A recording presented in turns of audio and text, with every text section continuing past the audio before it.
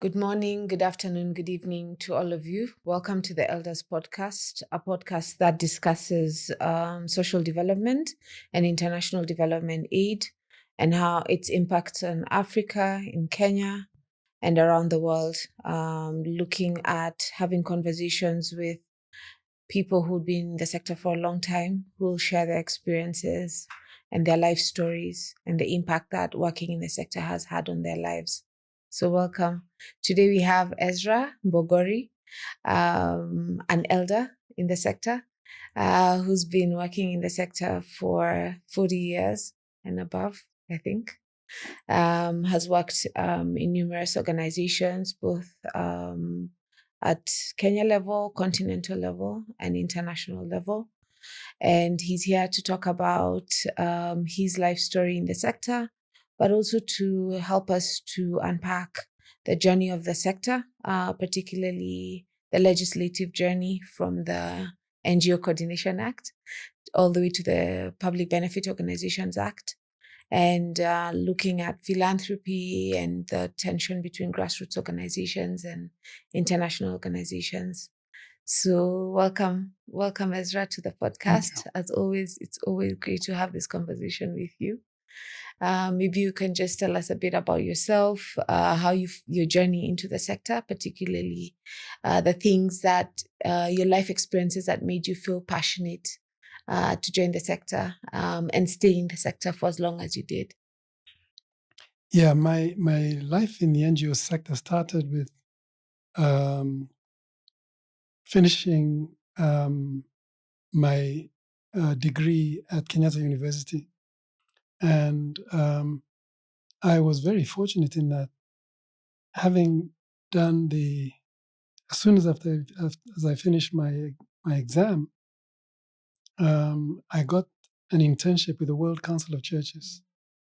And that gave me a ticket to Geneva.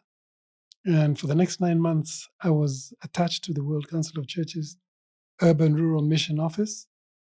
And that basically exposed me to the whole range of realities around poverty and people living in poor circumstances in urban and rural situations.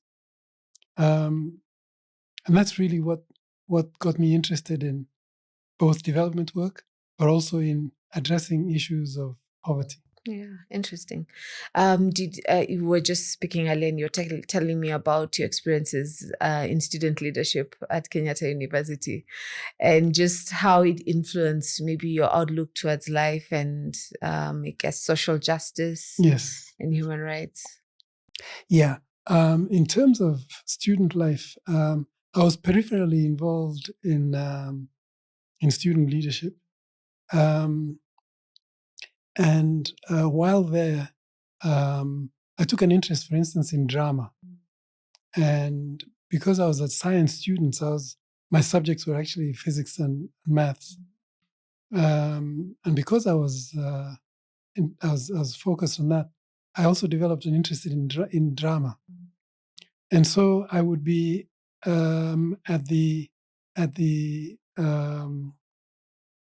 literature faculty and join other students who were involved in drama some of the time, and then go back to the classes where we had our maths and physics classes, and I always used to gravitate between the two.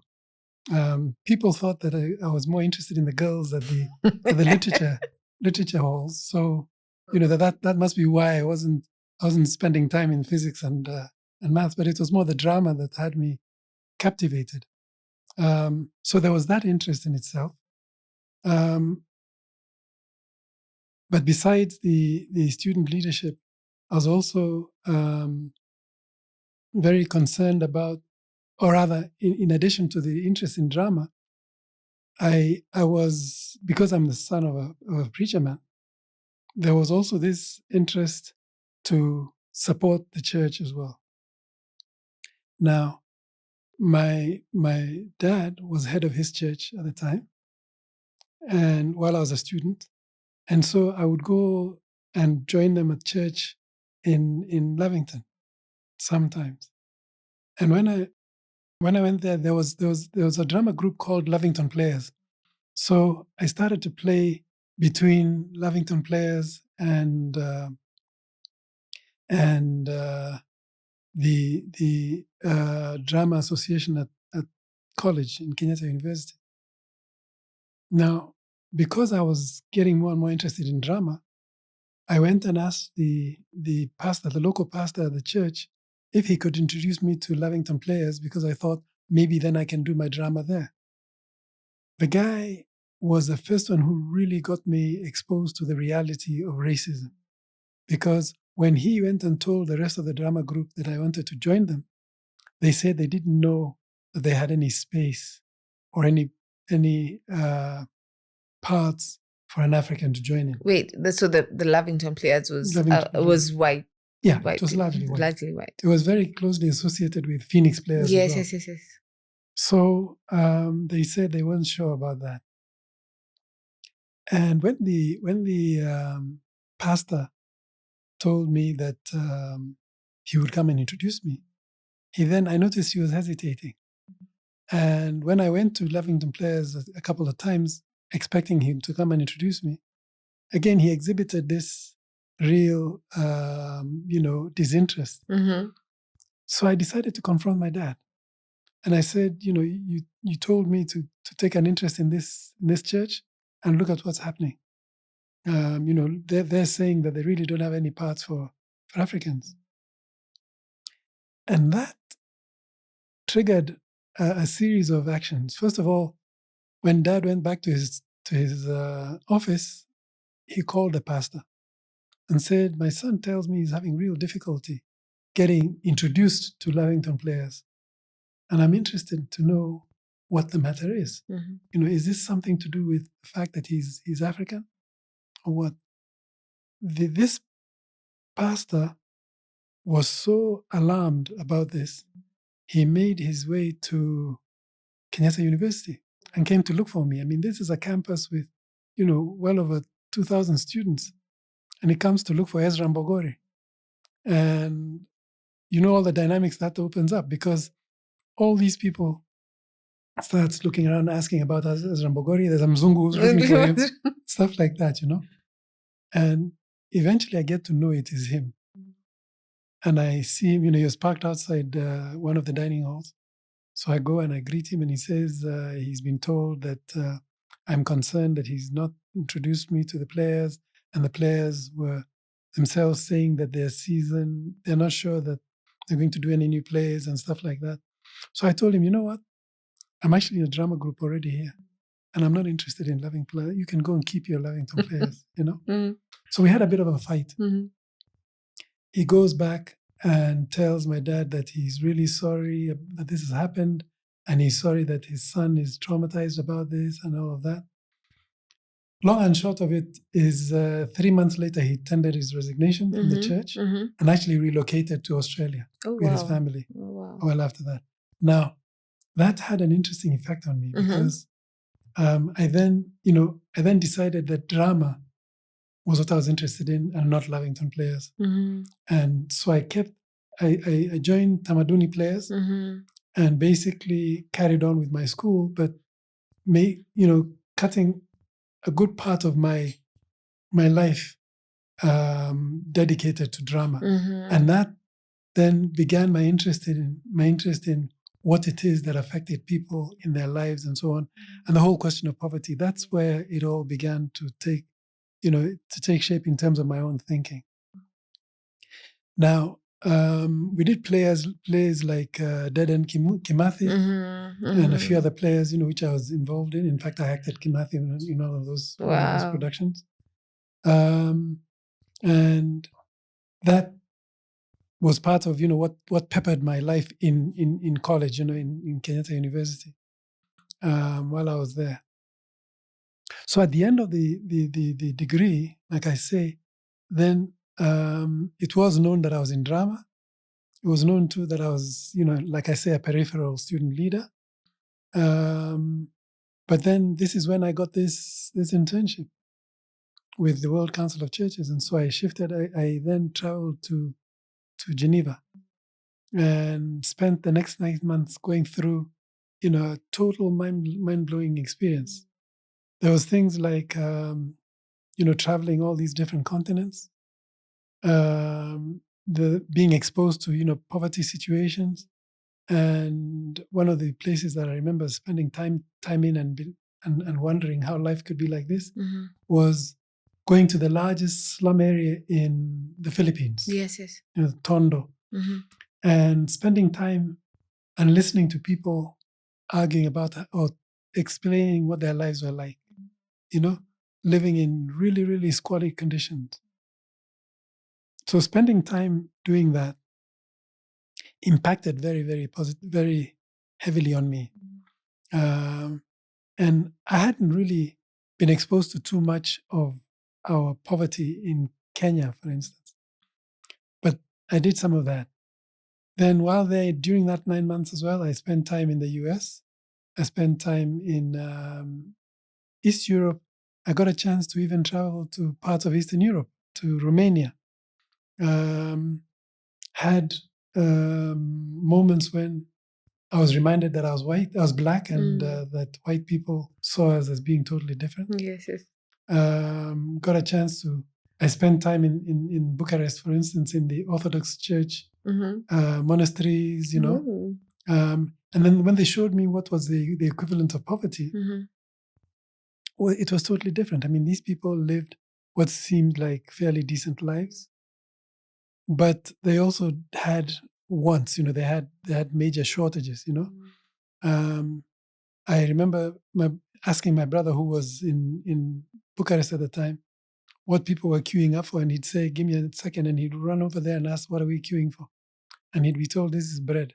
Oh, wow. And it was a bread queue. Oh, wow. So that was the way in which poverty, I guess, expressed itself. Yes. In those sorts of situations, Yeah.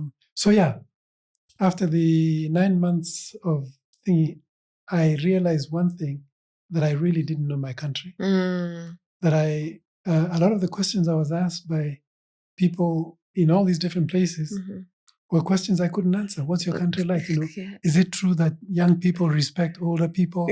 And that, like, if I walked into this room now, would you stand up for me? Oh, wow. And I'd say, if you're older than me, I certainly would stand up. You say, is this inert in you? I mean, is it part of your conditioning in life? And stuff like that. Do people live in trees in your country? All those kinds of questions. Yeah, that 9 months, I think, was a real education for me about how misunderstood or how miscommunicated messages about Africa and other parts of the world are. And it's interesting because then you go and you find people who maybe you connect with. Yes. And you're from completely different continents and different life experiences, but you feel such a connection, I guess. There's a connection, yes. And that sometimes is a bit mind-boggling, because you're like, how is it that we could come from such different places, but form such deep friendships? I don't know if you had the same experience. No. That's true. That's absolutely true. And you go away wondering, what is it like? What is it that motivates certain people, as opposed to, where do I go now? So all those questions came, front and center as I was leaving that internship, and making up my mind about what I'm going to do. So when after the 9 months I went back to Kenya, one of the things that happened to me, which I think was itself very telling in terms of what I believed, was in my time in Europe and the US and all during those travels, I realized one thing, that lusting over a car, for instance, owning a car, was not in itself an achievement. Yeah. Because, when I was in Geneva, for instance, I'd meet people, we'd agree, let's meet at this and this time. And all it took was my understanding the bus routes. Yes. And timing. Yes. And I could make any date anywhere, because I knew there was a public transport system that was totally reliable. Absolutely. Yeah. So I then go back to Kenya, to Nairobi, and find that transport is a real problem. But I tell myself, if I understand the bus routes in this city, I will be able to manage just like I did in Geneva. So I go back. I didn't have very much in the way of savings or anything, but I took a little money, some of the stipends that I'd gotten while I was on my internship. So I put that in my bank account, and then decided that I'm going to manage Nairobi just like I managed Geneva. So how did that work out? I go to the bus station. Bus station. It was on Fangano Street. I never forget that. Go to the bus station, and I get every timetable, every bus timetable, and I knew where every bus is going. And I put them on my desk, and I study them all. And I decided from now on, I'm going to manage exactly like the transport system, the public transport system manages. It took 2 weeks. In 2 weeks, I decided this thing is not working at all. So I basically tucked my tail between my legs and went back home and started looking at I had all my savings were about 13,000 shillings. Okay. I decided I'm going to look for a car. So I went to, by this time, of course, I had begun to deciding what I want to do. And I had been invited to do a little research project with the National Council of Churches of Kenya. And this is what I got into doing, to sort of find myself, find my feet. And what I did then is I got a friend to help me find a car. And we got this little car from an Asian guy who was selling it for close to 17,000 shillings. And I had only 13,000. And I desperately wanted this car. So this is where even things like races come in, because I get this car, it belongs to an Asian guy. He says he won't allow me to pay him any less than 17,000. I only have 13,000. I get this friend of mine who tells me, listen, if the gap is between 13 and 17, you tell him you want to see it. And this guy was a mechanic. He says, tell him you want to see it and tell him you want to test drive it. So we go with him this Saturday morning, and he takes the car and does a test drive. And he tells me, as we're going, he says, bring that money you had with you. So we go there. There's a place in Nyangara. And he test drives the car. He comes back and he tells me, this car is solid. It's good. It's good. He says, in fact, I'm surprised he's selling it for 17, but we'll get it for you. So we go back to this guy and he tells him, Chief, he only has 13,000. The guy says, no, I told you, I can't take any less than 17,000. That's, the least I will take. So he tells me, okay, give me the money.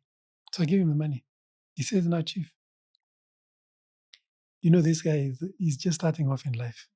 He needs his car. And he needs it for his work right now. So here's the money. He takes out this wad of cash. And he says, here's the money. I know you're as sensible as not to turn away money. Give him the key. So he gives him, and then he goes into his pocket and pulls out some more coins. He says, this is the rest. This is all I have. Take it. Give him the car. And to my surprise, the guy says, okay, just this one time I'll let you go. And I got the car. Now the thing is, this car had just enough fuel to get me home to my parents' place.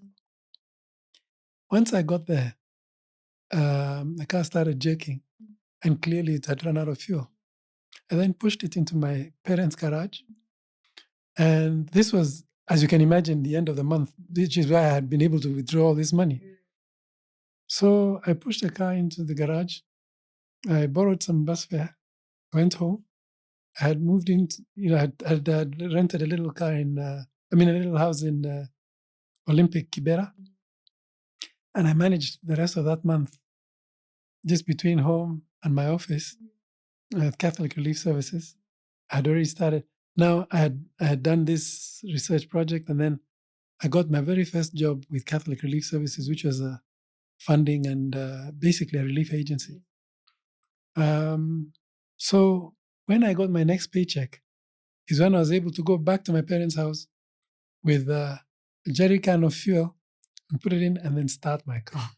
First time. A month later. A month Talk about delayed gratification.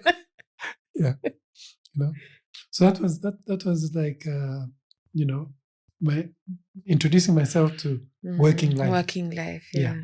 And in your experiences, like what are some of the most memorable experiences working in the development sector? I mean, some things that stand out for you and had like such impact, personal impact, profound impact on a personal level for you in your journey. Well, I think there were things like, first of all, coming home and discovering and deciding that I didn't know my country. I really didn't know.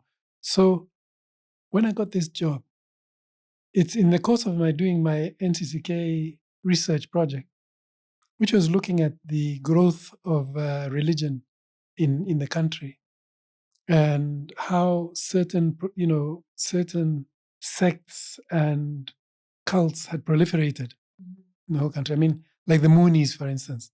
The research project I was doing was looking at how the Moonies were growing really fast. The Moonies it's this church started by Reverend Sun Myung Moon, a Korean priest, who had a particular brand of Christianity of his own. And the guy he used to do mass marriages, Yes. Huge. I mean, I distinctly remember that was like in the 90s. Yeah. That was then. It was the 80s, actually. Yeah. It was the 80s because I remember that. I mean, I was born in the 80s, so yeah. Like he had this. It's a very it was the Moonies. You should read about them. But this guy Sun Yun Moon was a very charismatic sort of fellow. But he used to organize mass weddings, and I met in Ukambani. Actually, I met quite a few of those people who had been introduced. Sun Yun Moon used to pick the partners for them. He used to pick spouses. Oh, wow. So they'd have these mass marriages that would happen in different places, And why was it spreading so fast? Well, I think it's like most cults, they promise you also, they make all sorts of promises, but they're also developing. We're also doing development, like in Ukambani at the time. So that's what I guess captured the imagination of the local people. When you go and you sink a borehole somewhere, then Sun Yun Moon has provided us with water, and so it becomes the next thing that you're giving thanks for, and before you know it, he's captured your imagination, and tells you that his church believes in the goodness of people and stuff like that, and that kind of. That's interesting. So did you actually get the opportunity to travel the country? Now, what happened is while I was doing this research, I got I found that there was this advert from the Catholic Relief Services inviting applications for what they called food for work officers, and this was their food aid program. I applied for that job because it said one of the requirements was a driving license, and I was fortunate in that I had a driving license.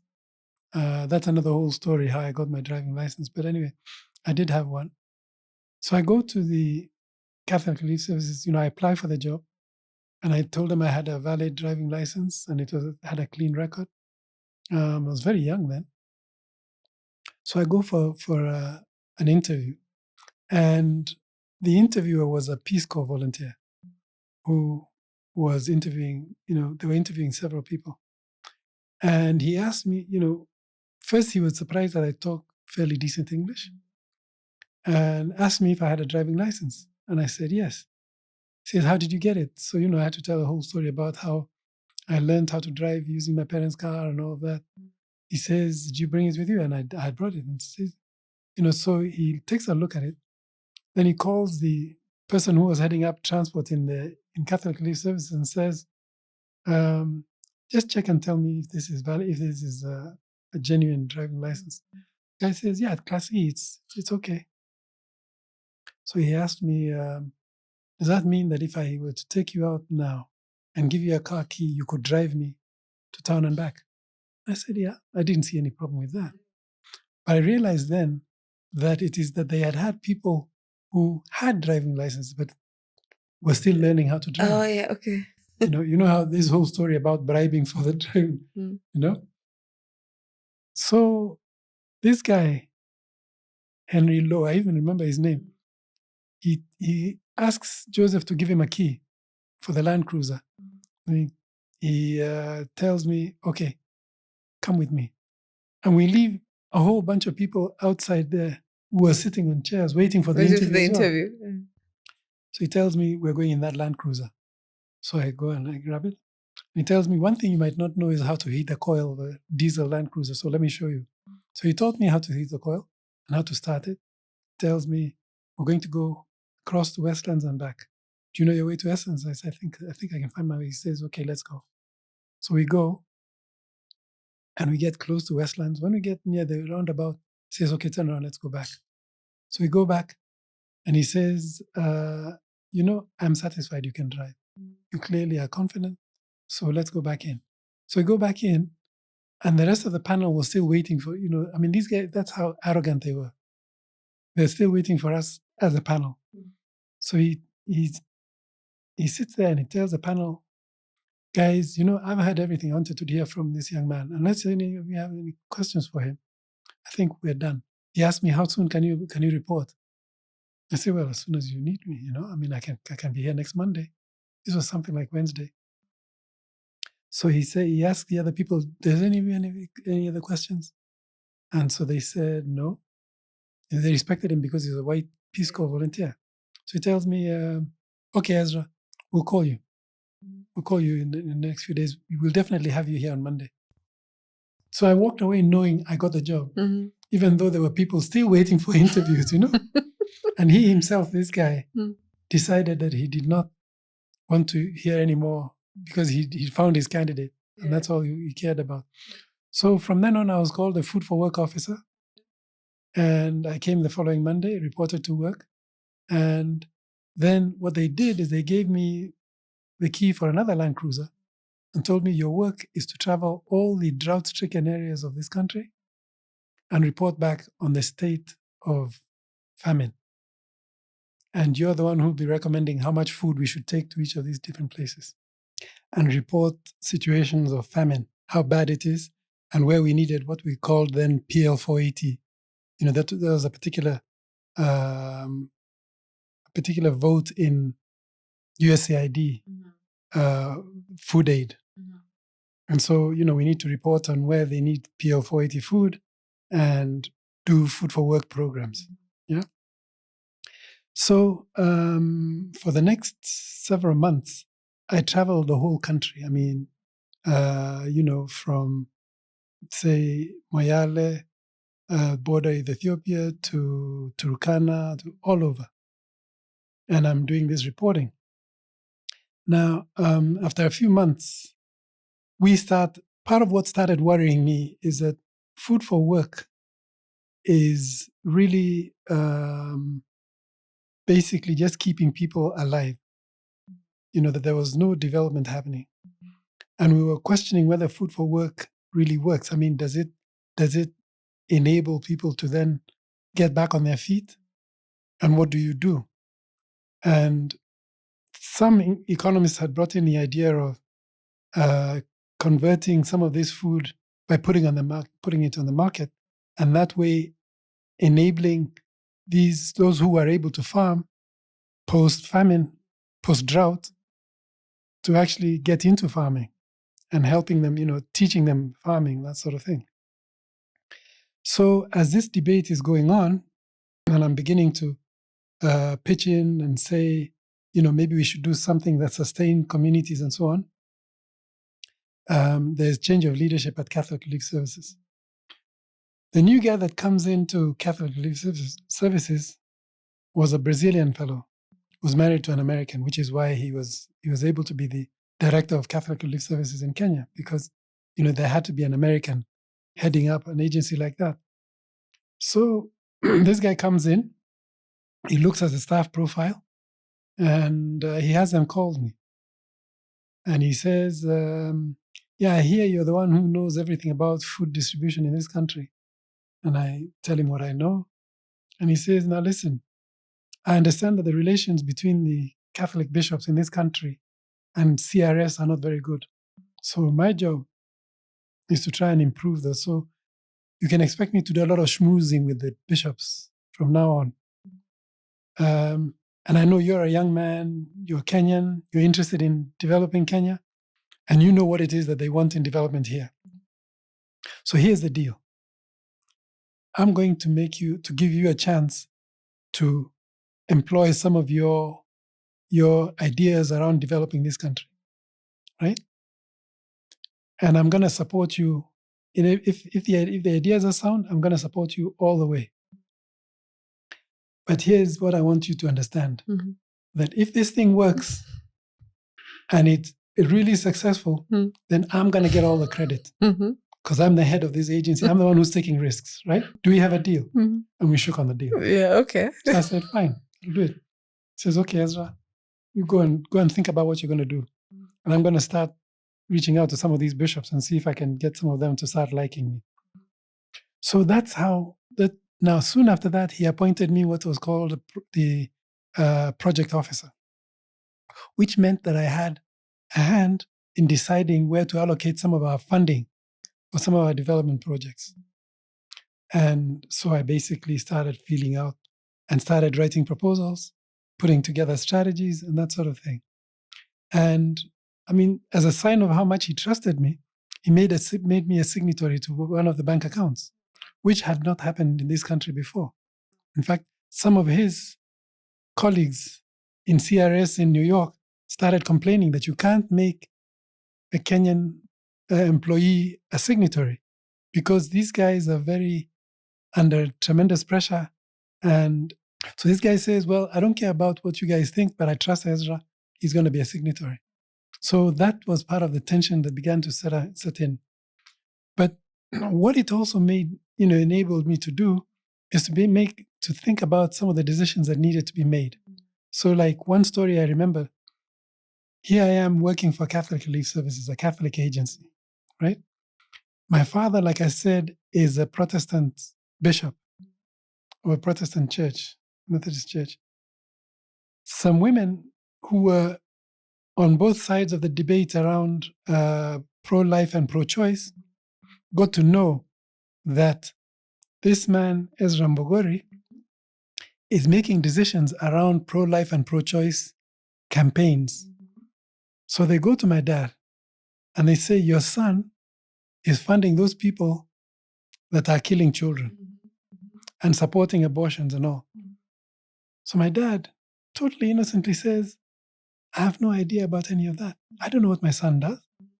I just know that he works somewhere and he has to work in order to make a living. But, how can you tell me that he's funding pro-choice or any of that stuff? So they say, no, you tell him we just want fair treatment. And that if he's going to fund them, he needs to fund as well. So this woman came to see me at my office because when Dad told them that, he told them, look, you go and see him yourself and tell him that. So this woman comes to see me and says, first it was the nuns. Some nuns had come to see me, and they had said that they wanted to conduct a campaign on pro-life, and that they also thought that we need to create more awareness around abortion, and that it's sinful and inhuman and all that. So I told these nuns, send me a proposal. Simple as that. And let's see if what you're asking for makes sense. We will support it. We'll support the campaign. So they sent a proposal. I looked at the proposal. It looked reasonable. It did not do anything illegal. And it did not mean that we supported pro-choice or pro-life positions. So, and the reason that this happened actually with the nuns is because they went to Palmarie, that boss who had told, who put me in that job in the first place. When they went to Palmarie said, sister, come, let me introduce you. So he brings her to my office and he says, this lady is very, very industrious. You need to talk to her. She has a proposal for you. So she explains what she wanted me to fund. And I told her, fine. Paul-Marie said, you had a proposal, so why don't you show me that proposal? So she said, okay, I'll get it to you. So she sends a proposal. Now it is that these Protestant women had heard that we have funded this campaign. Yes. So she came to me, and this woman comes to me in the office and says, I know you're funding the Catholics. Now we must be funded as well. And she says, and I know your father, and I've even gone and reported you to your father. So then I put two and two together. I realized. So I said, look, she's brought me a proposal. Do you want to do a proposal as well? We'll see what we can do. So they brought me a proposal as well. I looked at the proposal. It was counter to the other one, like you might imagine. But I didn't think that it broke any rules as such. So I looked at it. And actually, this one, I even went to Paul-Marie and said, I need your advice on this. He says, hey, listen, this is people trying to cancel each other out. You decide. So I decided to fund them as well.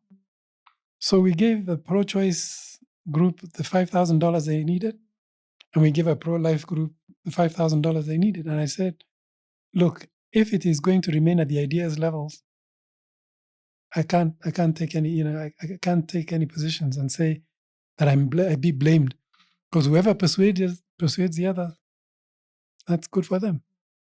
And so, that was one of the things that I felt really good about. But it also introduced me to the dynamics and politics of international aid, because we also had to do proposals for some of the projects we were doing at Catholic Relief Services. And during that time, Paul-Marie, well, what happened, just to finish off Paul-Marie's story, is after he'd been there for like 2 years, we got a new international director for Catholic Relief Services. And in the head office, they had heard how well Kenya was doing. Kenya was doing really well, and how impressed the bishops were. The bishops' conference was of the Catholic Relief Services program in Kenya. So they told the new international director he must come to Kenya and see what it is that they're doing right. So his international director comes to Kenya. Paul-Marie gets to hear that he's coming. Comes and tells me, guess what? International director is coming. I say, that's great. Is that good or bad? And he says, hey, it's fantastic. I mean, maybe these guys are starting to pay attention to what we're doing. And he was told that the Catholic bishops had been really, really gung-ho about this, what this Paul-Marie guy is doing, So we received the director, this international director. He had dinner with Paul-Marie, and he told Paul-Marie he's so impressed with what Paul-Marie is doing that he wants to introduce because Paul-Marie, like I said before, is Brazilian. He told him he wants to put him in a place where he can continue to do this work, but where he feels more comfortable. He says, how about I post you as the regional director for Brazil? No, for Latin America. So Paul-Marie said, oh, that would be wonderful. I'd really appreciate that.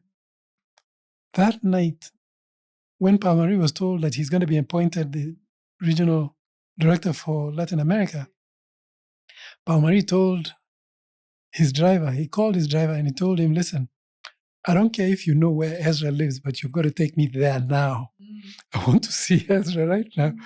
So he comes to my house and he tells me, guess what? I've become the new bureau director for Latin America for Catholic Relief Services. You know why? Because you worked your ass off. So you've done really well. I mean, this guy is impressed with us. He doesn't know what we've been doing, So I'm going to take him to all these different places, but I want you to know you get the credit for some of that too. Yeah, nice. So, that was, so we had this relationship that, I was touched that he told the driver he doesn't care where I live.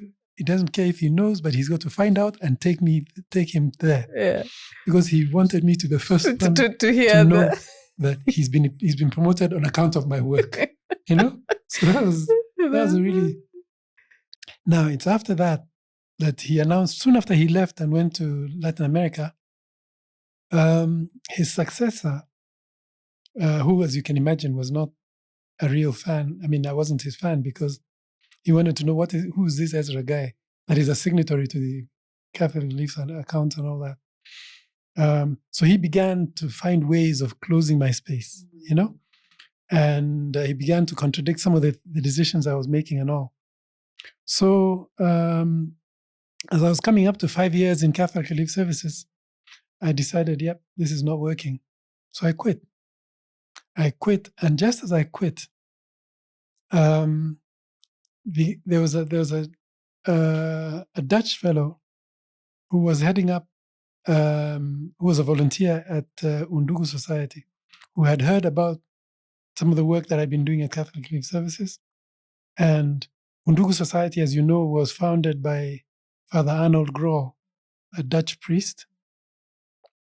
And when he heard that this guy is working with Catholic Relief Services, they were interested in, whether they could attract me to come and work with Undugu Society, because Undugu Society then was being run by a volunteer who himself was an Italian, but who had been a priest before. So this Dutch volunteer is the one who sought me out and said, listen, I've just heard that you've tendered your resignation to leave Catholic Relief Services. Would you like to come and see some of the things we were doing? And I'd be interested in, what you think. So I went and met him at his office. Next thing I knew is he was offering me a consultancy to look at how I would transition an organization from its current status to, a well-grounded Kenyan organization working with street children. So I asked him, what do you actually want? He says, I want you to come and run this organization. And I said, Undugu Society then was a fairly big organization. More than 110 staff. Oh, wow. Working with street children, and doing some really interesting projects, This guy gave me this, 2-month assignment. I began looking at what it is doing and was not sure that it is what I wanted to get into. But, these guys, I guess, enticed me enough about what it is that I could do, and they were telling me, look, what we're doing is giving you an opportunity to play a role that we know you can play. So, don't turn it on. Just, the guy told me that he knows I had applied for a job with World Food Program, which was true. And he says, World Food Program may pay you a good salary, but beyond that, there's really nothing to it. Here, you get to see how to affect the lives of poor people and make a difference for them. So I did this consultancy reluctantly. And then when I handed in a report, he looked at it. He and the director, the then director of Undugu Society, looked at the report, and they then told me that they wanted to convene a meeting of their board to discuss that report and then tell me what role they'd like me to play. What he did is he called his board together. They discussed this report, and then they decided, okay, here's how we'd like to proceed. We need to create the position of deputy director of Undugu Society, and we need to appoint this guy in that position. And because Peter had been doing this research and discovered that I had applied to other places, he told the board, listen, this guy is not available for us for whatever length of time. We need to do this, so let's tie him down. He says, we simply do it we know he would be interested. We simply do it by offering him a decent salary, something that competes with what he was getting at Catholic Relief Services, but appoint him in that position. And then tell him, if he does not accept the appointment, then he can ask the board if he can be dropped from it. But other than that, let's do it that way. So this guy, Fabio Delape, calls me and tells me he'd like a meeting, and I go to see him. And he tells me, this is what happened. It was a very dramatic meeting at the board. They said that they like your report, but that they need for somebody who is knowledgeable about this stuff to come and implement the report. So you know what they've decided to do? They've created the position of deputy director, and they've said the deputy director's role will be to implement Ezra Mbogori's report. So he said, so now you tell me when you're going to start, and we can carry on. So in a sense, you're telling me you've got a job, and he says the details we can discuss, but I can't tell you that that you can drop it, you can refuse it now. You have to talk to the board if you want to refuse that position. That's how I got into Catholic into Ndugu Society, and became its deputy director in one swoop without even talking about it. So then it became a question of, okay, how do I then adapt into this new position? Because Fabio told me he was actually going to be leaving in 3 months. So he says, so you be deputy director, just so that Fabio was an Italian guy, and he was an amazing guy. He appreciated that I did not, that people might not trust me because I'm Black. So he would tell me straight to the face, look, some of these people will refuse to give you money because you're a Black man. They're giving me money because they say I'm white. They don't realize I can be as crookish as even you can be, that sort of thing. So we went through a transition with him very quickly. And I then basically stepped from deputy director to become director, not very long after that. All right. Yeah. So how was your journey into, I wanted to move into the conversation around how the NGO Coordination Act came to be. Yeah. Okay. Yeah. Actually, it goes seamlessly to that. I then get into Ndugu Society. I become the director. And then we get to hear that at that time, the economy in Kenya was doing quite badly. And the levels of corruption and misuse of resources were already being, creating real ripples amongst donors especially. Donors were worried about, how their resources were being used and accountability for those resources. And organizations like Ndugu Society were attracting much more support, from the donor world. So it gets to a point where Moi even started appointing, creating new ministries. There was the Ministry of Arid and Semi-Arid Lands, that was created at the time. And it was entirely dependent on donor funding. So there were those kinds of strategies that they were adopting because they just were not getting the resources they needed as a country or investment. So at one of those Paris Club meetings, this was the era of structural adjustment programs as well. We were being restructured over and over again. Now, at one of the Paris Club meetings, one of the donors was as honest as to say, we are not planning to provide any more funding to Kenya because we are not confident that these resources are being put to the best use possible. So we are not going to be funding there. And they said that instead we are putting our investments in the NGO sector. So word gets to Moi very quickly that NGOs are the ones are going to be the new recipients. The new recipients of our support. So Moi asks, who are those NGOs? And he's told these organizations being run by, different agencies and all. So he asks, so why can't we then take, when it's given to them, why can't we take it? So he's told, no, there has to be a law.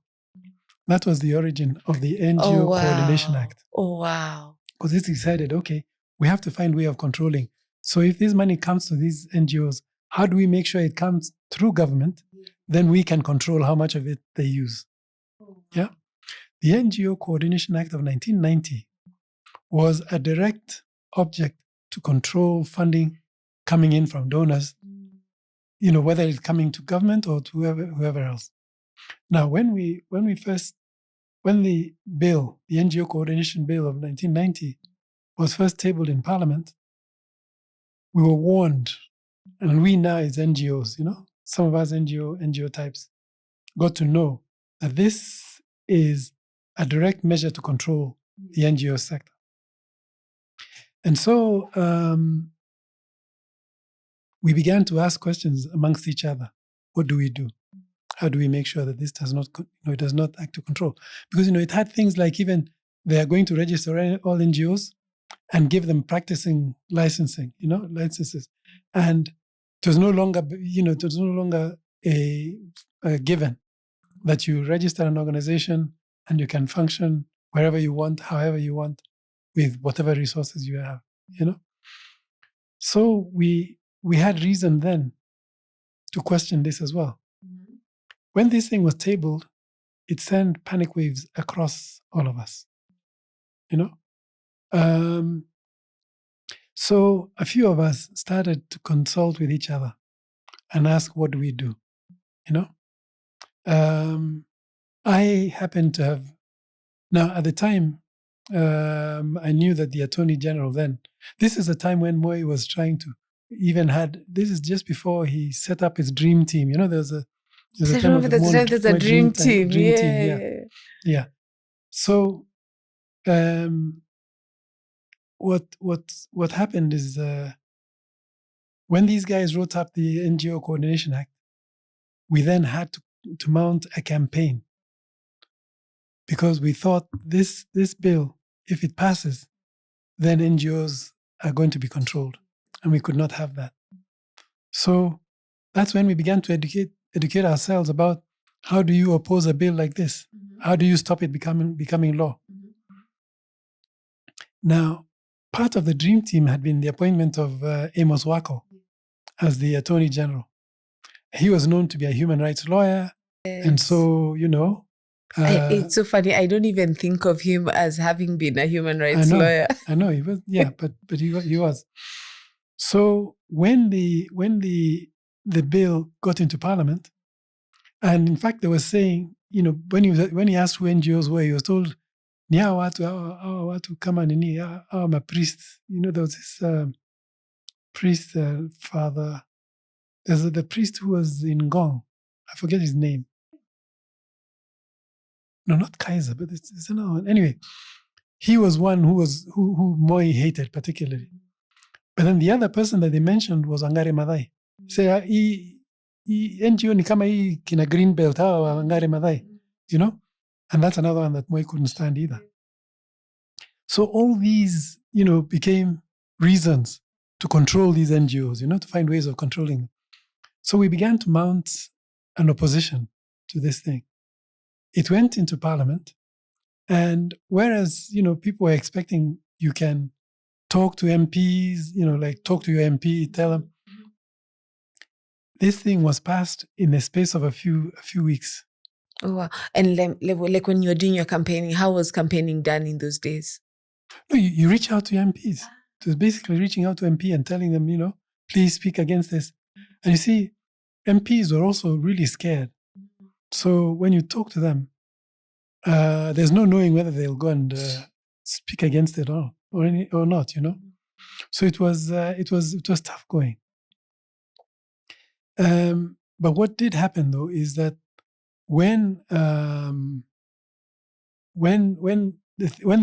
bill was passed, it received Moi's assent in no time. He approved it. And then NGOs knew we were in trouble. Now, I'm trying to remember the sequence of events, but I recall that once it received presidential assent, we knew that NGOs are going to be controlled, registration, and they were going to call for NGO registration because then we were subject to the NGO Coordination Board, So as soon as it had received presidential assent, Biwott was the Minister for Internal Affairs, and his ministry put out an advertisement that all NGOs are required to register with the NGO Coordination Board. Around that time, I was already in conversation with a few other NGO types about creating a new organization that was going to help expand the NGO sector and provide training to NGOs that require to expand. The question, basically the question that started us talking was this: we were asking ourselves, why is it that local NGOs are not growing and flourishing? Especially when we hear donors saying we're going to channel all our investments through the NGO sector. So we're asking ourselves, how is it that every time there's a disaster, it is international NGOs that simply parachute in and provide their support? Yes. Why don't local NGOs thrive? Why don't they grow? And so that, I guess, is subject for another whole long discussion that had taken place. But based on that question, we began to ask ourselves, okay, how do we oppose this thing? Because it's going to get in our way. And it is at that time that then we decided there has to be a way in which we resist this thing. We knew then, some of the strategists amongst us knew that the donors who fund us are also funding ministries like the Ministry for Arid and Semi-Arid Lands. And if we can get them to talk to government and say, we don't like this law, maybe government would be willing to change this law, So we developed strategies to talk to them, some of these donors. And at one of those Paris Club meetings, we got, I think it was UNICEF, to go and make mention that they feel that NGOs are under a lot of pressure because of the new law that's been introduced in Kenya, and that they are uneasy about continuing to work with them. And they also have decided they're not going to fund government departments like the Ministry of Arid and Semi-Arid Lands, unless these laws can be looked at, unless a conversation can happen. So that became a way of encouraging government to talk to us. Yes. Yeah. And did it work? So we began to prepare ourselves. And we got some of the lawyers in the sector, people like Mutaza Jaffa, in fact, even Willy Mutunga, we talked to them and said, okay, how do we change this law? And they are the ones who told us, okay, if you need to change, here are the things that, in that act that had been passed, here are the things that must change. And I remember then we went to like I say, Wako was the Attorney General, and I was the director of Undugu Society. Wako, by a strange twist of fate, happened to be a trustee of Undugu Society. Oh, wow. So when we were told, talk to the Attorney General and tell him these are the things you need to change, I then simply called the Attorney General's office and said, Bwana Wako, you're one of my trustees. I've been instructed by my board to talk to you because we have a really urgent problem which only you can help us solve. So he says, okay, come. So I went. And we went with that law that as we had it, and we said this law needs to change. And we had gone through this really rigorous exercise of finding out what things in that law needed to change. And the lawyers we were with then had told us, look, there's 13 things that must be changed. Of those 13, there's 8 that are critical. The others you can negotiate. So we go to Wako. Now, what we had done is, in suggesting those changes, we had even gotten a printer, somebody to print the exact changes that need to be made, and even draft it in legal language, like drafts, like normal draftsmen. We consulted even draftsmen. Yeah? By the time the bit I left out is that as we were getting to all this, we had called all the other NGOs and said, we are concerned about this law. You want to join?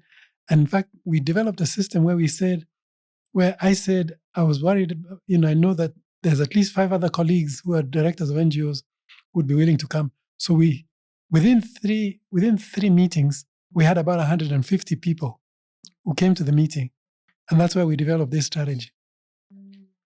Now, this strategy, like I say, when we had developed all the changes that we wanted, we then went to meet with Ako, with our lawyer.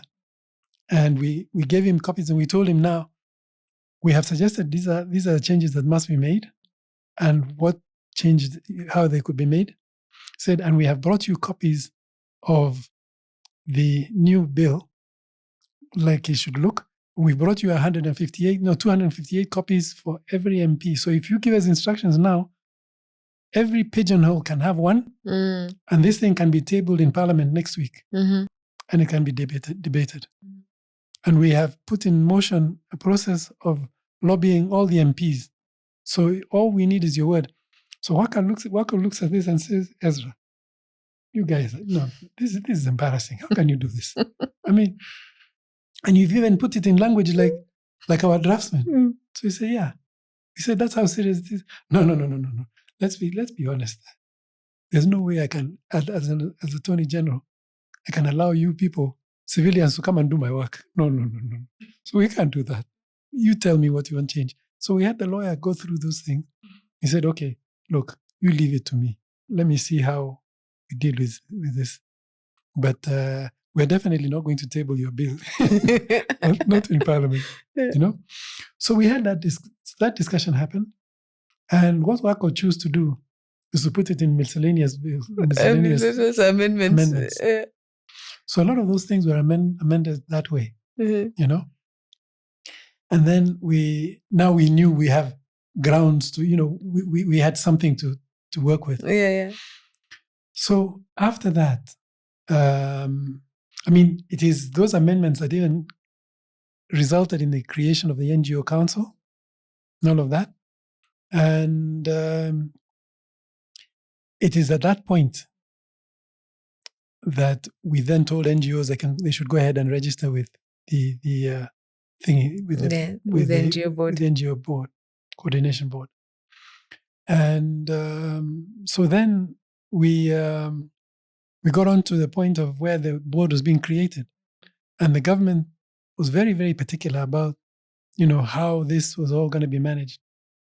In fact, I became the chair of the NGO Council, purely by a twist of fate, because the members who had registered, and during the, in the run up to the week that the meeting was being held, I was out of the country. I was actually fundraising with for Undugu Society. And then the lady, I remember Mrs. Mwango, she was the one who was supposed to come and convene that meeting to vote, to elect a new board. And she saw the paperwork and then said that she wanted my acceptance to serve as chair if I am elected. I was out of the country, so they couldn't get me to sign any piece of paper. So she said, no, then if he's not there, then we can't, why don't you just nominate somebody else to be chair? These guys called me, some colleagues called me in Amsterdam and said, listen, you've been nominated for chair, to run for the chair position, and they must have your signature. So I said, but I'm in Holland. What do this guy called me and told me, I'm going to sign for you. And I'll sign as close to your signature as possible, but then you will have to tell them, yes, you're the one who signed. So we agreed. Yeah. So he went and took the signature in to Mrs. Catherine Mwango, and she didn't know what my signature was like. So the election happened. I got a call later from another friend who said, hey, congratulations, Mr. Chairman. You're the new chair of the NGO Council. So then from there, we continue to work on, improving like that negotiation with WACO and stuff like that. It carried on from then on. But the negotiations themselves were fairly harrowing. I mean, there were splits within the sector, all sorts of things, it made for interesting storytelling later, going on. But yeah, we had some interesting times there. Awesome. So you're saying there's lots of intrigues around the NGO Coordination Act. Yeah. Well, you see, when as we were negotiating, amendments to the PBO, to the NGO Coordination Act, things got to a point where government was really insisting on its implementation, and going on. At the time, the Minister for Local government, no, not local government, for interior, the guy in charge of intelligence and all that was Biwott. Yeah. And his ministry put out this advert that all NGOs should register. Now, at that time, we were wondering, how do we resist a thing like this? The Friday that the advert came out saying all NGOs should register, I was consulting with a few of the lawyers that we had and all, while we were negotiating, just as we were about to go and negotiate with WACO. And one of them told me, somebody needs to tell NGOs not to register, to simply go and go against that advice altogether. So what I did is I went and put an advert in the Nation newspaper, using Undugu Society money, advising NGOs not to register. And I knew that was going to be contrary, and that, people advised me that makes you puts you in a lot of danger. But I thought to myself, there's no other way of communicating to my colleagues that this is a really dangerous thing to do. So I put an advert in on the Friday evening. It appeared on a Saturday. And that Saturday morning, I went off to Zimbabwe. Oh, wow. I spent a week in Zimbabwe. I did get to hear that when the advert came in the papers, there were some people looking for Mbogori at Undugu Society, and there were people who wanted to know where I lived as well. Now, I don't want to speculate. I didn't want to act like, maybe they're after me or anything, but I had reason to feel insecure. I came back, like I said, a week later, and basically just melded into my normal activities like everybody else. And so while there was that sense of concern all along, and people were telling me to be careful and all, we figured, let's not act, like we're scared until we have reason to show that we are scared. So then it's after that we carried on and went to WACO. Went to see Mr. WACO. Now, a while after that, we had been advised to also see somebody in the Ministry of the Interior. And we were advised that a certain Mr. Kaguthi was the one in charge of the NGO Coordination Act at the time. And so he called us to a meeting and he said, tell them all to come there, since they keep insisting on these amendments. Tell them to come. So we go to this meeting, and we discovered that he said he too had invited his own NGOs, the ones that he knew. And at that meeting, we found a few NGO leaders as well, who I will not name, but some of them were clearly betraying our cause, and who we discovered were actually advising government how to control us a little more. And it is at that point that we realized that we had a much bigger battle on our hands than we had realized we had before. So then word got out, about this. But the important thing is that meeting with this man, Mr. Kaguthi, in the office of the president, was one where he walks into the office after we've all been brought into the room and, given the seats and all, and he's brought his NGO types there as well. So we're asking each other, what's so-and-so doing here? So he walks in and he walks in very dramatically and says, who is this Mbogori? So I stick my hand up, I say, I'm here. He says, you're the one who thinks you can contradict even the word of kidole ya mzee. Hii kitu imepata kidole, and you still come and say you want to amend it. Yeah? Kwani wewe nani? So I say, my name is Mbogori. And some people laughed. But that in terms of feeling really, really scared, that it puts fear in you when you're being asked, who do you think you are? At that point. And contradicting, Exactly. Contradicting, a document. Kidole mbaya na kidole ya mtukufu rais. Yes. So, the finger of the president. This is it. So there were moments like that. That was one particularly good moment, interesting moment. The other one, like I say, was one of meeting with Wako, which I described, where he was totally embarrassed by the fact that we brought, all these copies of amended legislation for him to table in Parliament, and that we had even found the fonts, what fonts were used by the government printer to do an exact thing, so that we told him, you need to do nothing. Just allow us to go. And we said, we have come with a labor, allow us to go into the halls and put into the 258 pigeonholes of every MP, and they will all have it by 5 o'clock this evening. And he said, no. He's smiling and saying, no. Ezra, you can't do this. No, this is wrong. A government officer cannot allow this kind of thing to happen. So, that happened, and so on. And so ultimately, where did it reach that you felt, personal threat to the point where you were like, okay, I don't think I can stay here anymore. I can work in the sector in Kenya anymore. Well, what happened is, like I say, I had gone off. The reason I had gone off to, put the advert in the paper and then flown off to Zimbabwe was because I had already been in conversation with other NGO leaders about the need to create a support NGO that would work with NGOs in Eastern and Southern Africa. Now, there's some events that had led to these colleagues saying, maybe, Ezra, you should consider going on to set this support organization, a reflection and development center for NGOs in Eastern and Southern Africa. You should lead it and set it up somewhere.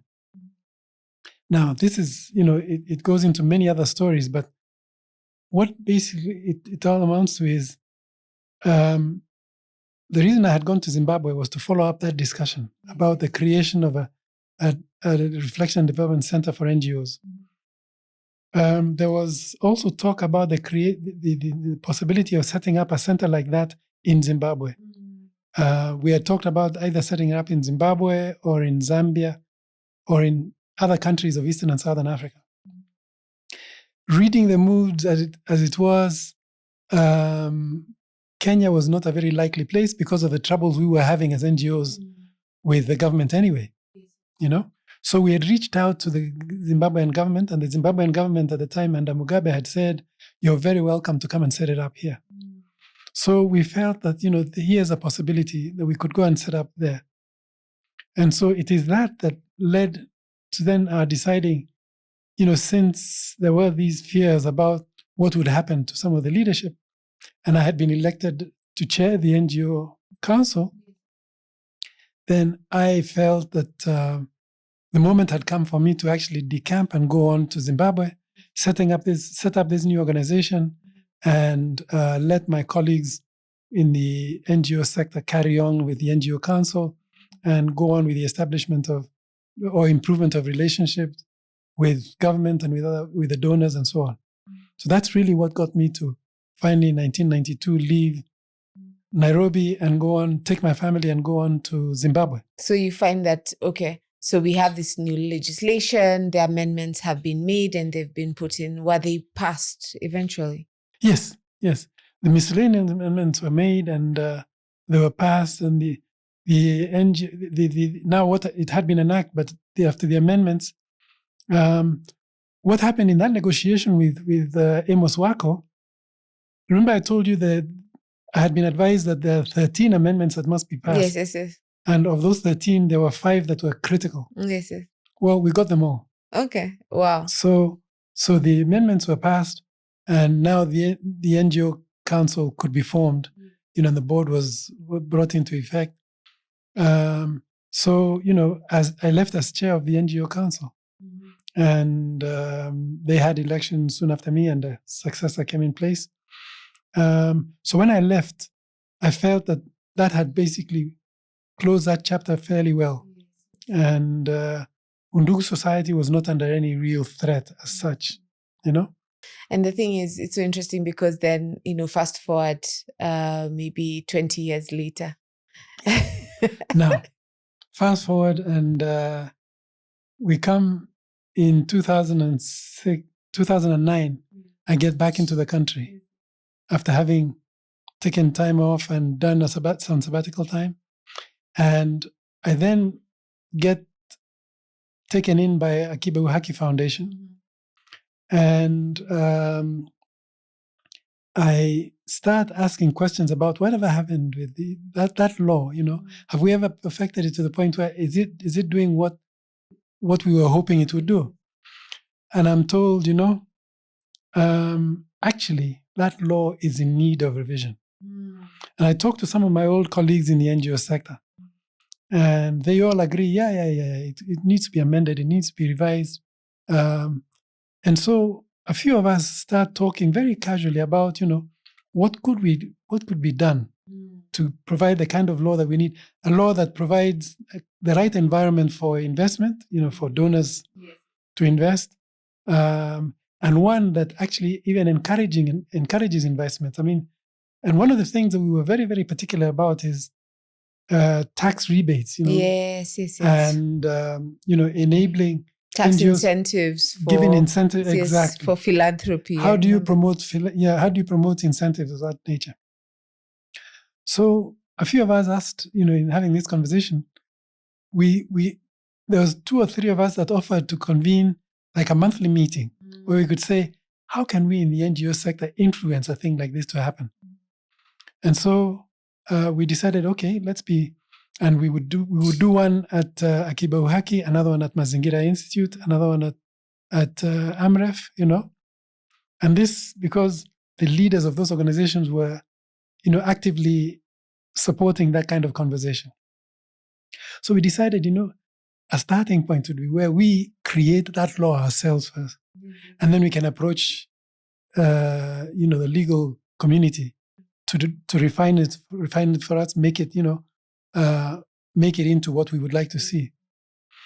And so we began to have these monthly meetings where, a few of us would donate a little money for biscuits and sodas, whatever.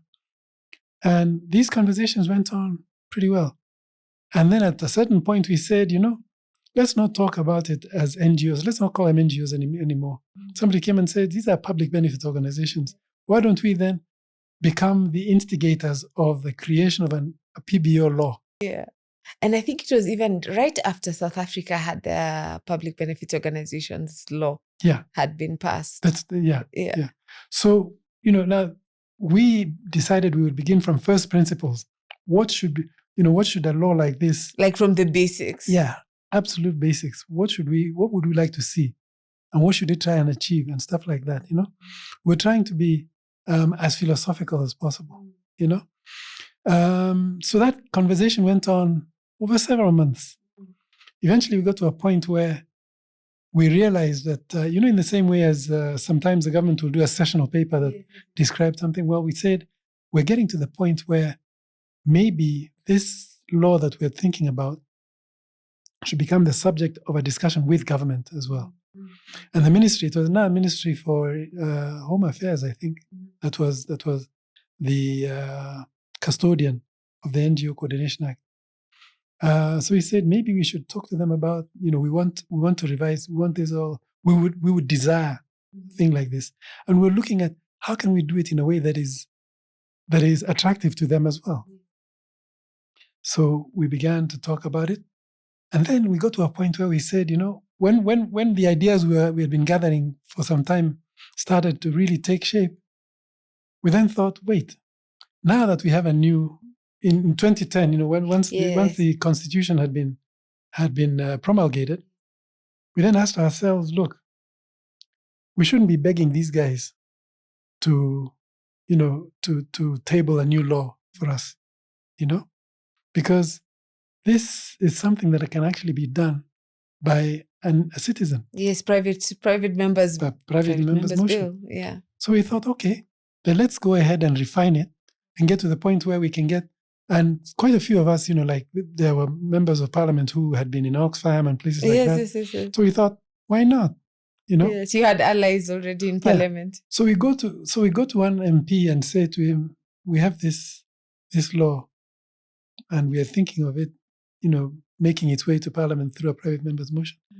He says, yeah, sure, bring it. Let me, That's how it ended up getting into Parliament.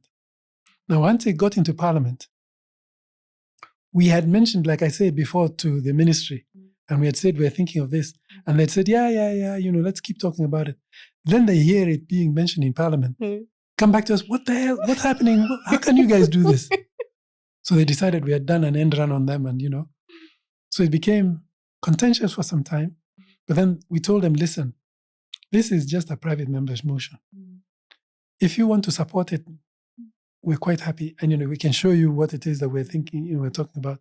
So we carried on with discussions for quite a while. And you see, they had ideas about what they thought needed to be changed. There are certain things, certain controlling features that they would have really liked to be in that law. So that's what became contentious, because there are certain things which we thought should remain. We wanted a totally unadulterated law. And we wanted to, basically develop naturally. But they had certain concerns about how it should develop as well, And so these are the things that created real friction between us, Now, once it was read in Parliament the first time, we went and talked to them and said, it's still in the stage where it can be amended. So, why don't we talk about what you would like to see? And some of the people in the bureau now were uneasy about it because of the feeling that they are the ones who should have taken the lead, So it was a delicate balancing act for us. What do we accept and what do we, totally reject? Reject, absolutely. So it was a tough sort of moment for us to begin with.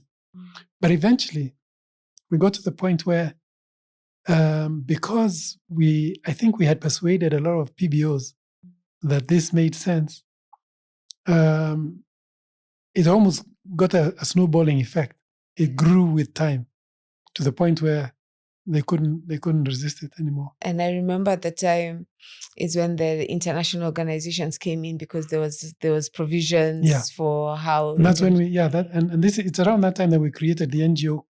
What is it called? Civil Society Reference Group. Civil Society Reference Group. Yeah. Civil Society Reference Group was that first group of people that I told you, we were meeting monthly. Yeah.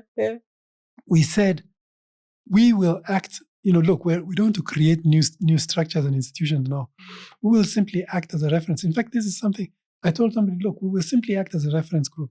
If any NGO wants our advice, we'll be happy to advise them. But if we want, to collectively discuss anything, we'd like to be able to call them all together. And that's how those things evolve. So we were not creating things for any particular reason, but just to do things logically. That's all we were looking to do.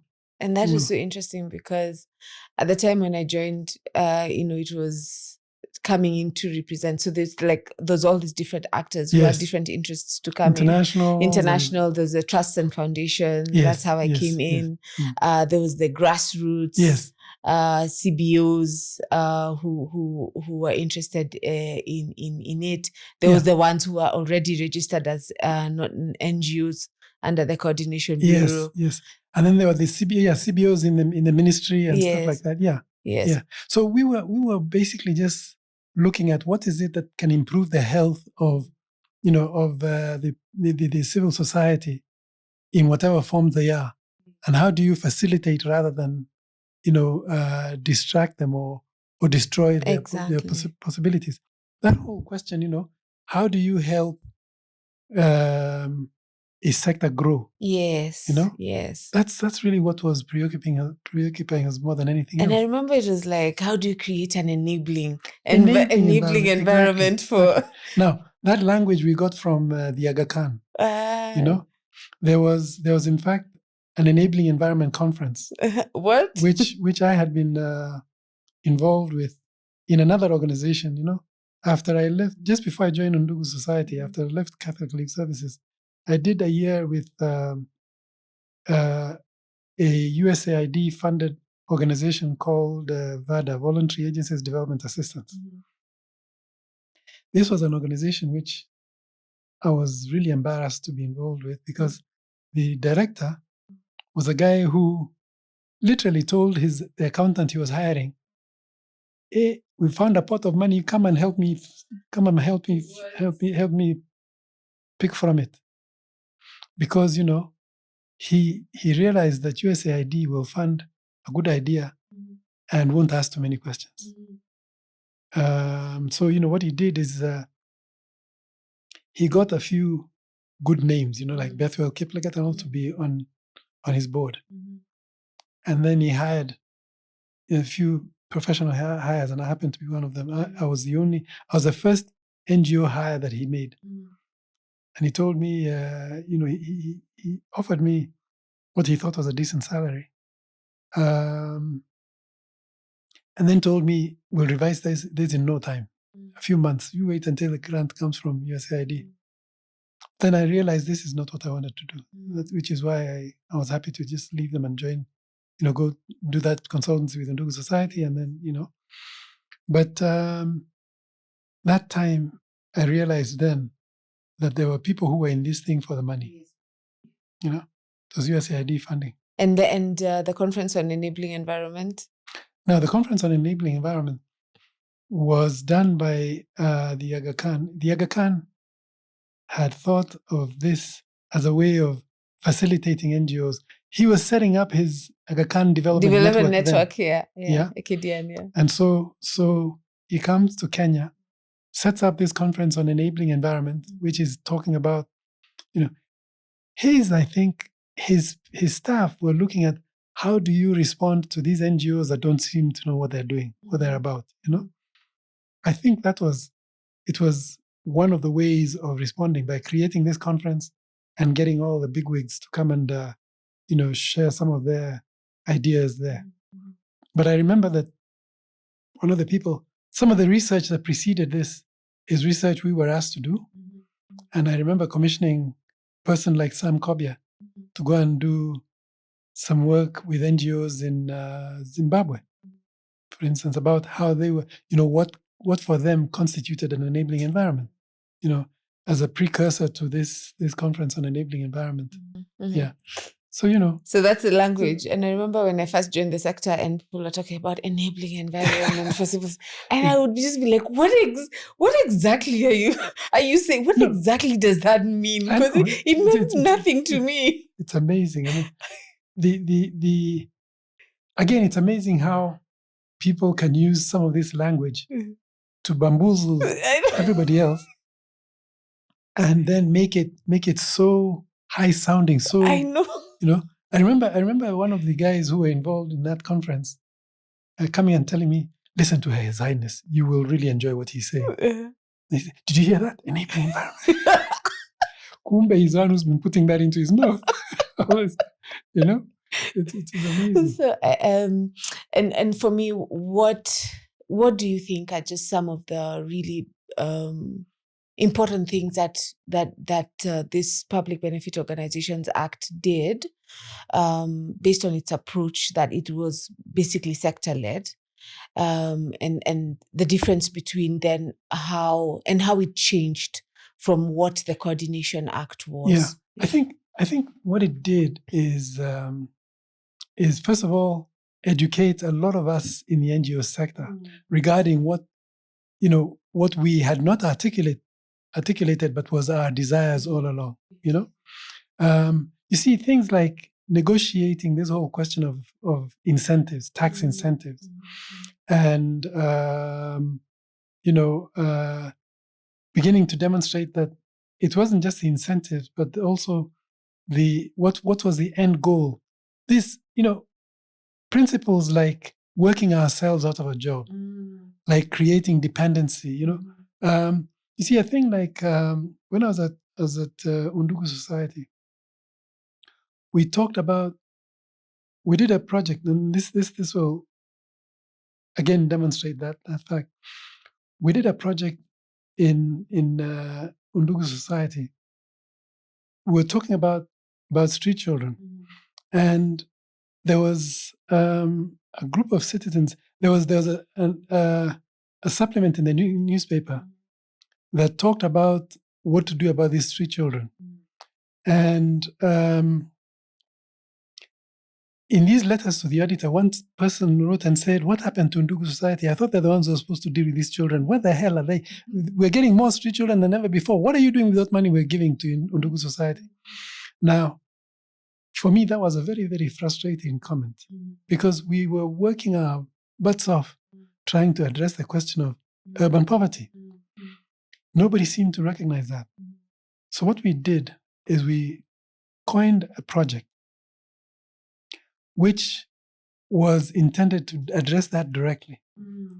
And we put together this program where we were telling the members of the public, listen, the next time you're confronted by a street child, don't give them a shilling because that won't help them very much. Instead, go to the nearest branch of this bank and there you'll buy a voucher. Buy a voucher for 5 shillings. If you give that child that voucher, tell him that if he takes that voucher to one of the places that are listed on the back of that voucher, he will be given food and he'll get a chance to have a shower. And then from there, I said, we have designed a program where our social worker will meet with that child and we will try and address their problem from there on. Okay. You know? That was a program that I was very, very proud of by the time I was leaving Ndugu Society because it created that linkage. Yes. And it gave our social workers who had been spending time on the streets anyway, gave them direct contact with the kids. Yes. And began to ask the question, where are the roots of our urban poverty? What is it that causes it? And it also created a link with the person, the person who's encountering the street child. It is there. Yeah.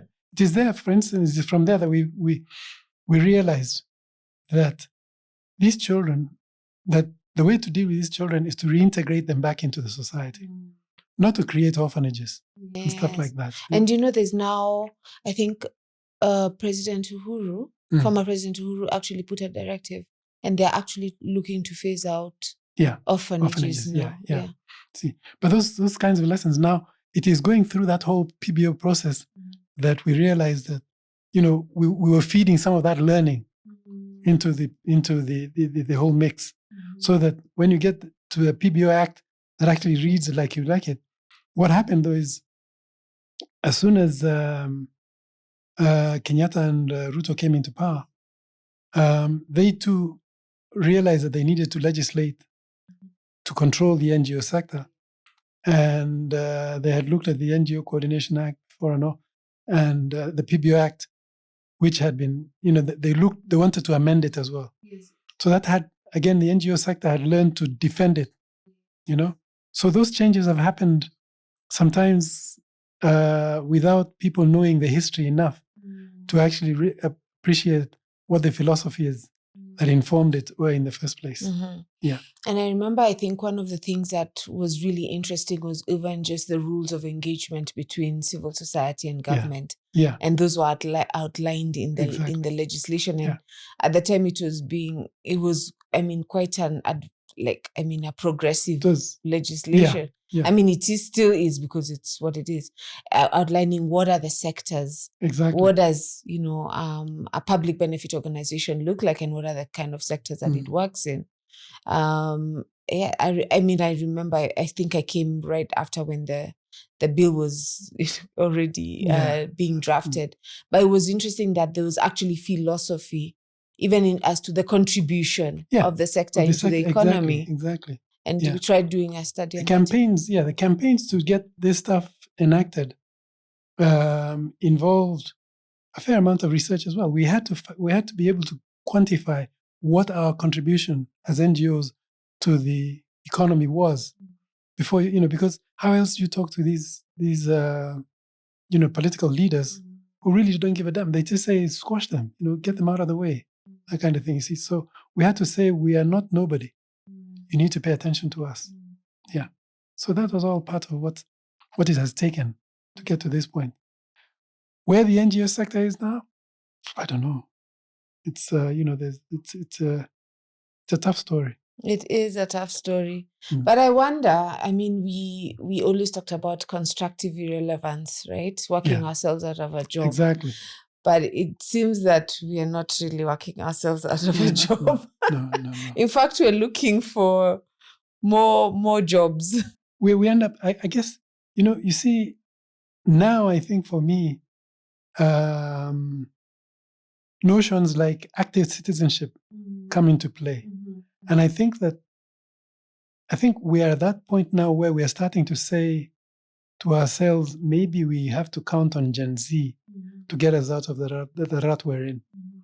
And it is Gen Z. When Gen Z did what they did, the fact that they then unearthed a whole lot of information about all the things that are happening, and that they could start, they could contradict what somebody has said. When you talk about corruption, they could say, we know that this and this has happened. We know that so much has so much money and all. I think begins to show that if they were actively involved or engaged, if they continue to do their research, this country could be changed. And it was so for me, what was fascinating is even the tools that they were using. So they were using artificial intelligence. Absolutely. And, there's a ChatGPT for, finding out whether your MP or your leader is corrupt or not. I mean, just the rules of engagement were so different. Yeah. For me, that's what's going to totally change the dynamics and change the country. I think, I don't know how it's going to happen, but I think Gen Z have brought a totally different dynamic to this country's evolution. And how do you see that with the recent, I guess, funding direction with the USAID I think I'm hopeful. I'm hopeful because, you see, with AI and what Gen Z knows now, before you even start thinking about external funding and all, you think about what are you doing with what you have. Exactly. You see, and when they, I was listening to a podcast just last night where Winnie Byanyima was speaking to the question of Kizza Besigye's, trials and all of that. And she was saying, if you ask me what I'd like to see happening in Uganda right now, I would say that I don't retain any hope that Museveni can change. But I do know that if I had the power to begin with, I would basically change the rules totally. I'd change the economy, and I wouldn't, for instance, be paying MPs the tons of money that they're paid right now. I'd probably pay them a small fraction of that and tell them, manage as best you can. And she says, and this country would change in no time, because we basically have learned to to misuse, abuse, and